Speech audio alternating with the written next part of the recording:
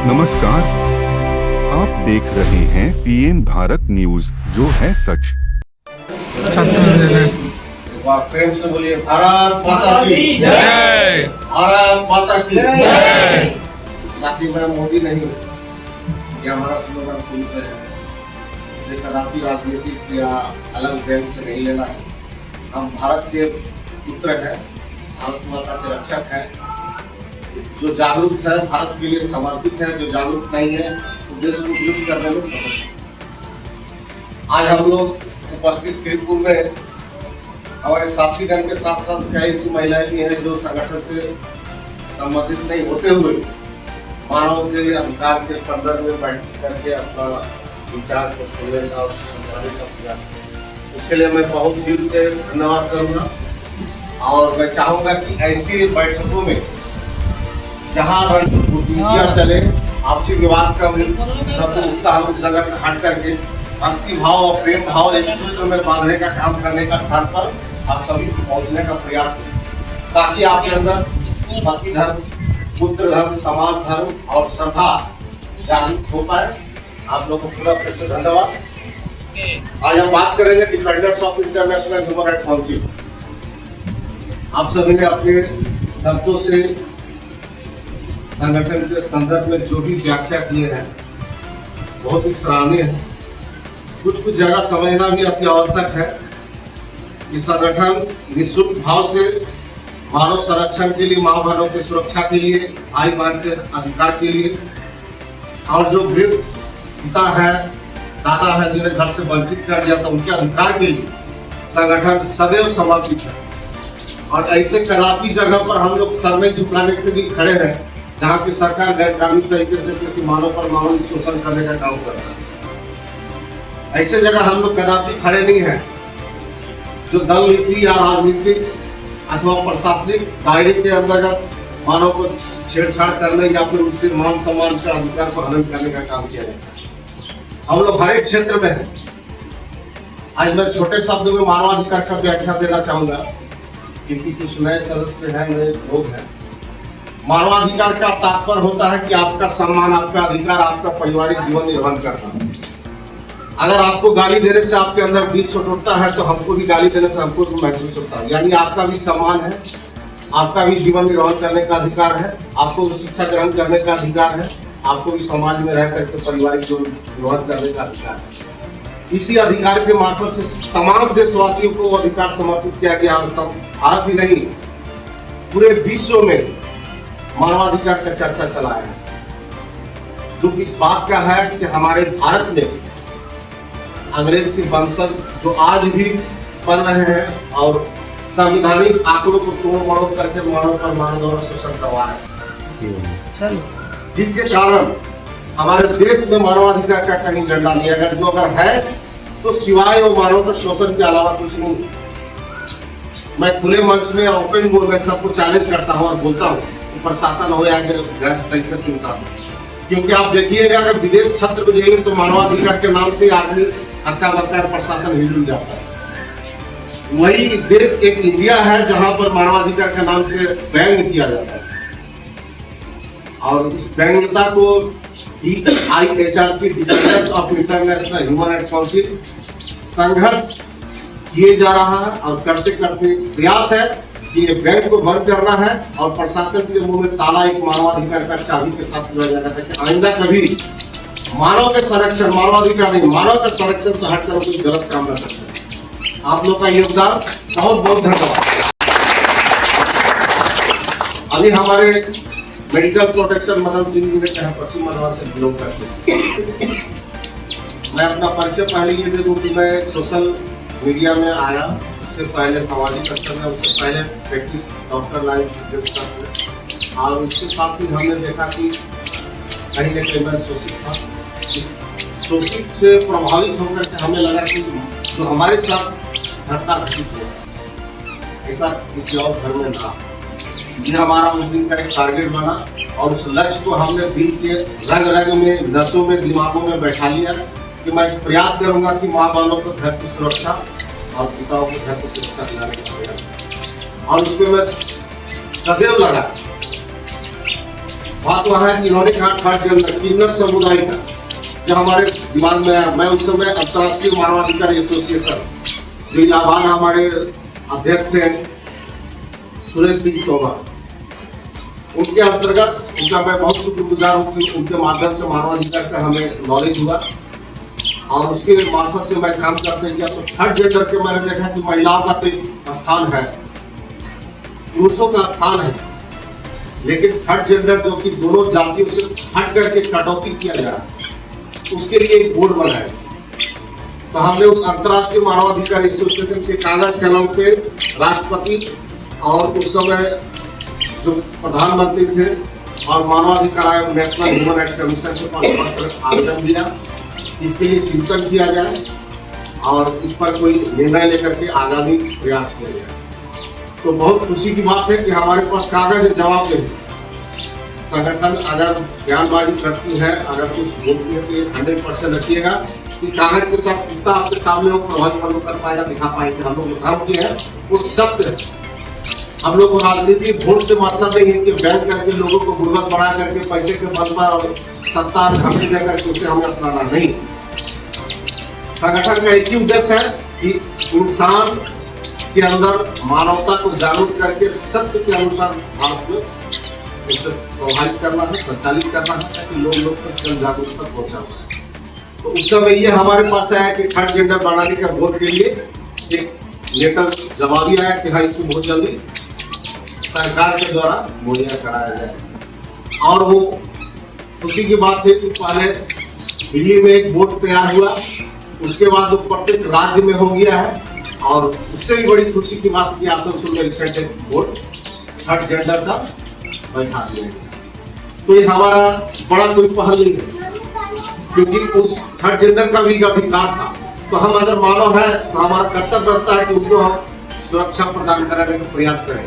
अगर हमारे पास भोजन है तो हम भोजन करते हैं, अगर सक्षम है तो दूसरे को भोजन करा सकते हैं। तो ये अपराध नहीं है, अच्छे कर्मों का एक उदाहरण है। और मैं चाहूंगा कि आप लोग भी इसी संदर्भ में लें। सबसे पहले हम लोग को प्रेम भाईचारा अति आवश्यक है। हम लोग को तोड़ दिया गया। जंगल में शेर के साथ जो घटना हमारे समाज में बन रहा है, आप देखिएगा कि जंगल में भी एक जानवर दूसरे जानवर को खा करके पेट भरता है, शिक्षित नहीं है, उसके पास कोई पढ़ाने और जानकारी देने वाला कोई लोग नहीं है। हम तो भाई भारत में बसवास करते मानव के एक जीवन में निर्भर कर रहे हैं। हमारे पास सोच विचार दिमाग हाथ पैर सभी चीज है, लेकिन हमारे पास भी वैसे जानवर पनप रहे हैं जो कि आपको नोच को खा रहे हैं, नोच के मान रहे हैं, आपको लूट रहे हैं। उससे बचना है। जो जंगल में शेर है वो अशिक्षित है, कर रहे हैं, लेकिन हम अगर शिक्षित है इस जंगल को परिवर्तन करना है और इस परिवर्तन को लाने के लिए आपका हाथ, आपका प्रेम हमें एक सूत्र में बांध के चलने के लिए आवश्यकता है। और आप लोगों से सदैव आग्रह करूंगा कि आप लोग हमारे इस सिस्टम को दिल से अपनाएं और लोगों को निःशुल्क भाव, शायद हमारे पास एक घटना आया, हमने सुना चल कि आप फ्री में काम कर देते हैं, आपके पास आया, आपने देखा सर तो नहीं लेके चलो 10,000 रुपया लेते, ऐसा कदापि अपने करें, क्योंकि वो कभी न कभी खुलासा होगा। लेकिन क्या है, जो संकल्प हमारा था, जो हमारे अंदर इच्छुक था, जो मानवता का भाव था, वो हम एक जंगल राज की तरह ही काम को पनपना था। वो चीज को दोहरा करके हम कदापि ऐसा गलत काम न करें। काम वही करेंगे जो हमारा मान सम्मान इज्जत बरकरार रहे और कहीं भी सिरा ठोक के हम बोल सकते हैं कि हमने किसी का कर्तव्य निर्वहन करने में 2 रुपये हमने उसका मुआवजा नहीं दिया। अदरवाइज लेटर पोस्ट करते हो तो छूटिए। अब बात करेंगे आज के दौर में मानव पर शोषण। बहुत से उदाहरण आप लोगों ने कहा, आप लोगों ने सुना। आज भी ऐसे कई क्षेत्र में है कि सरकारी सुविधाओं से वंचित। आज ऐसे कई माता बहनों पे बलात्कार हो गया कि कोई उसका सुनवाई नहीं है। ऐसे कई सारी घटना है कि घरेलू हिंसा, पति पत्नी में हिंसा चल रहा है और सबका मुद्दा कहीं ना कहीं है शिक्षा, समझदारी और एक सही निर्देश देने वाला सलाहकार। इसलिए मैं सभी को कहता हूं कि सभी बैठक में आने का प्रयास करें, शिक्षा ग्रहण करने का प्रयास करें और आहिस्ते आहिस्ते इसको ग्रहण करके लोगों को समझाने, बैठाने और उनको पारिवारिक जीवन निर्वाह करने का संरक्षण देने का प्रयास करें। बैठक में हम लोग आए, 4 सिंघाड़ा जलेबी खाए, उस पर बैठ करके भाई को माला पहनाया, खाली हाथ नहीं चले, कोई फायदा नहीं। हम अपना चेंबर बंद करके आए, शारीरिक परिस्थिति हमारा खराब है, हमारे कई साथी जानते हैं। उसके बावजूद हमें 2-3 आदमी ने कहा भी कि जब समस्या है छोड़ दीजिए, लेकिन हमारे अंदर एक जुनून है कि हम मानव रक्षा का काम करना है, हमें आना जरूरी समझ। ये चीज आपके अंदर होना चाहिए। हमारे पास काम बहुत है, अगर हमको इच्छा है कि मानव के संरक्षण का काम करेंगे तो समय को हम पहले निभाव कर लेंगे। जो 6 बजे से हम काम करते हैं, अगर 12 बजे मीटिंग करने के 12 बजे खत्म हो, 4 बजे भोरे ट्रेनिंग, मैडम को हमने प्रस्ताव दिया था, उन्होंने ग्रहण नहीं किया। अन्यथा आज मीटिंग में पहले पहुंचते हम लोग अभी तक बैठक खत्म हो गया। तो धीरे धीरे हम लोग को ये करना है कि कुछ बनाने के लिए कुछ खोना होगा। क्या खोना होगा? अपने जीवन शैलिया को नहीं छेड़ना है कि बच्चे को छोड़ दिए, स्कूल जाने से रोक दिए, पति को सेवा नहीं किए, घर झाड़ू नहीं मारे। सबसे पहले हमारा घर में अधिकार है। तो सत्यमेव जयते, सत्यमेव जयते। बहुत ही गर्व के साथ हम लोग कहना चाहते हैं कि आज उपस्थित इस मंच में हम लोग को सौभाग्य प्राप्त हुआ है कि कुछ कर दिखाने के लिए, मानव के कल्याण के लिए, अपने हक के लिए लड़ने के लिए एक जो शक्ति की जरूरत है वो हमें इस प्लेटफॉर्म से मिली है। आज से 2 वर्ष पहले हमारा और कमलेश जी का कुछ सपना था कुछ करें, और इससे पहले भी हम लोग मानव के कल्याण के लिए कुछ ना कुछ करते थे, लेकिन कोई प्लेटफॉर्म नहीं काम करता। जैसे जयप्रकाश जी हमें बचपन से ही है, जब किसी के मुंह पर हंसी का 2 टूक देखने को मिलता है, यही हमारा सबसे बड़ा प्राइज है। और धन्यवाद दूंगा मैं हमारे डीके सर को, जो हमारे राष्ट्रीय चेयरमैन हैं, उनका बहुत धन्यवाद। उनके हर दुख सुख में उन्होंने साथ दिया, हर जगह उन्होंने हमारे कदम से कदम मिला करके हमारे मुसीबतों का सामना किया। मैं उनके लिए एक बार जोरदार तालियां से स्वागत करता हूं। हमारे जितने भी सहपाठी हैं, मित्र हैं, जैसे मदन जी हैं, बलराम जी हैं, ये लोग कदम से कदम मिलाकर हर समय मुसीबत में साथ दिए हैं। तो हम लोग चाहते हैं कि आने वाले दिन में हमारा संगठन और भी मजबूत हो, और इसी तरह से कार्य को हम लोग अच्छी भली बातें करते हुए मानव कल्याण के लिए काम करते रहें। धन्यवाद।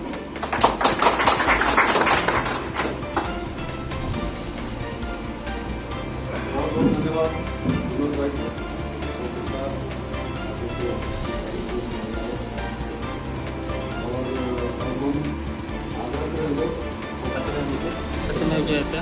जैसे कि आप लोग जान रहे हैं, आज हम लोग का जो बैठक DHIS के द्वारा जो रखा गया है, इसका मूल उद्देश्य था कि हम लोग जो भी लोग हैं, जैसे कुछ हमारे सीनियर लोग पहला से आए हैं, कुछ भी लोग असंसुर के लिए आए हैं, और भी कुछ लोग आने वाले हैं, सबको एक जगह रख के सभी को काम को एक दूसरे को जानना इस तरह से किया जा रहा है। इसमें हम लोग को जो DHIS के चेयरमैन सर है, DK साहब जी का बहुत बड़ा योगदान रहा है। हम लोग को किस तरह काम करना है, किस तरह से संचालन करना है, इसके बारे में जानकारी देना, और साथ ही बलराम जी का, मदन सर का, हमारे गोविंद सर का बहुत बड़ा हम लोग को मार्गदर्शन रहा है।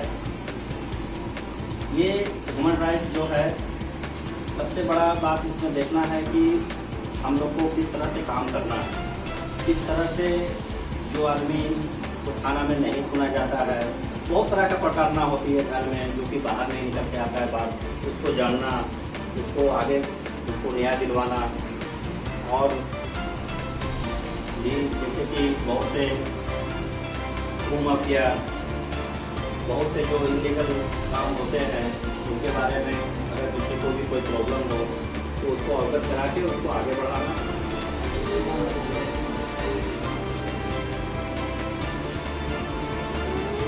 इसके लिए हम लोग हमेशा DK सर के आभारी रहे हैं। वो बार बार हम लोग को गाइडलाइन भी करते हैं और हम लोग को सही मार्गदर्शन कराते हैं, कैसे काम करना है, कैसे एक दूसरे से जुड़ते रहना है, कैसे किसी की समस्या में साथ खड़ा होना है। बस हम इतना ही बोलते हैं।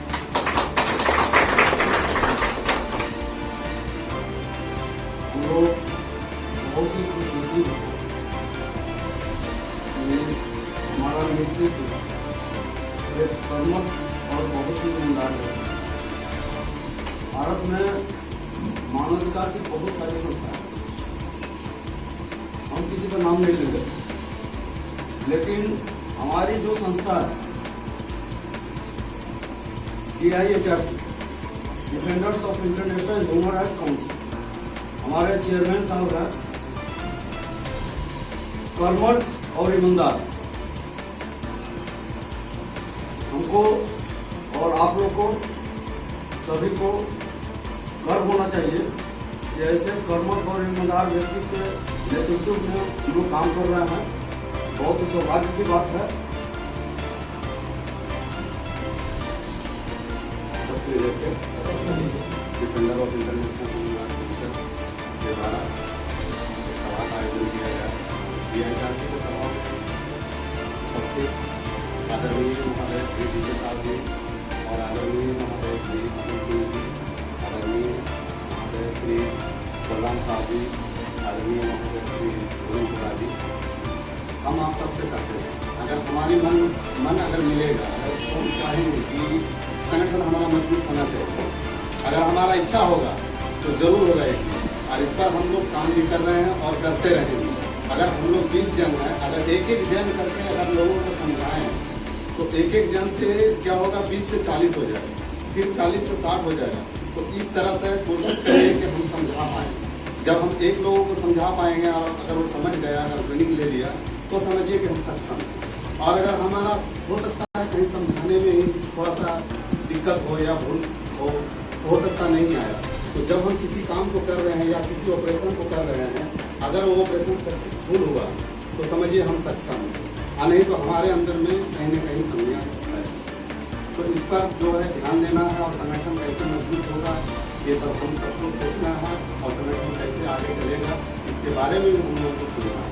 हम आगे दिन के लिए फिर भी हम बार बार बोलते इस चीज़ को कि संगठन के बारे में कहीं भी रहिए, जानकारी दीजिए, पाड़ा में दीजिए, मोहल्ला में दीजिए, गाँव में दीजिए, तभी तो संगठन के बारे में जानेगा। हमारा जो काम हुआ, अब देखिए 500 को केस किया है, केस को हम लोग एक किए हैं, लेकिन उसका अगर मान लेते हम लोगों तक बताएंगे उसका कि ये काम होता है, तभी तो लोग जुड़ेंगे हमसे। और अगर मान लेते इसको हम अपने अंदर रखेंगे तो अंदर रखने से तो फिर तो लोगों को जानकारी नहीं होगी। इसके साथ हम अपना होता है कि मानव के साथ जुड़ने के लिए सबसे पहले अपना संगठन को मजबूत करना, और कोई भी अपने संगठन में, आप जिस संगठन को करते हैं उसमें किसी तरह का भेदभाव नहीं होना चाहिए, किसी भी तरह का भेदभाव नहीं होना चाहिए, आपस में मतभेद नहीं होना चाहिए।